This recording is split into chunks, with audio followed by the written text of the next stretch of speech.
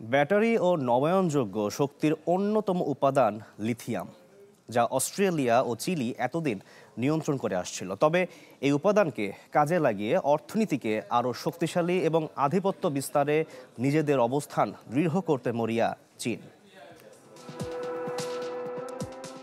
বৈদ্যুতিক মোটর গাড়ির জনপ্রিয়তা বাড়ার সাথে বাড়ে এই গাড়ির ব্যাটারি উৎপাদনে প্রয়োজনীয় দুর্লভ খনিজ লিথিয়ামের চাহিদা।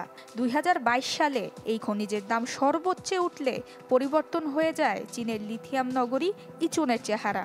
তবে সরবরাহ আধিক্যে ক্ষতির সম্মুখীন হয়েও সরকারি চাপে উত্তোলন জারি রেখেছে এই অঞ্চল।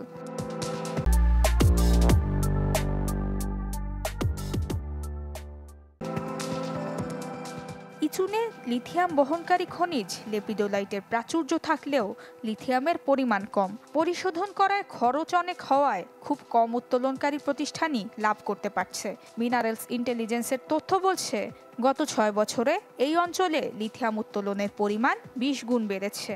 ব্যাটারি উৎপাদনের শীর্ষ সিএটিএল এর মতো প্রতিষ্ঠানের জন্য এখানের কার্যক্রম চালানো তবুও প্রাসঙ্গিক। কিন্তু অন্য সব প্রতিষ্ঠান সরকারের চাপে লাভ ছাড়াও কার্যক্রম চালিয়ে যাচ্ছে।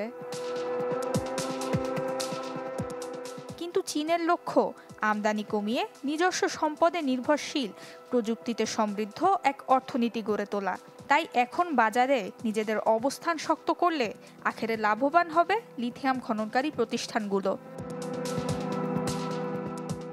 নুসরাত মৌমি, চ্যানেল 24।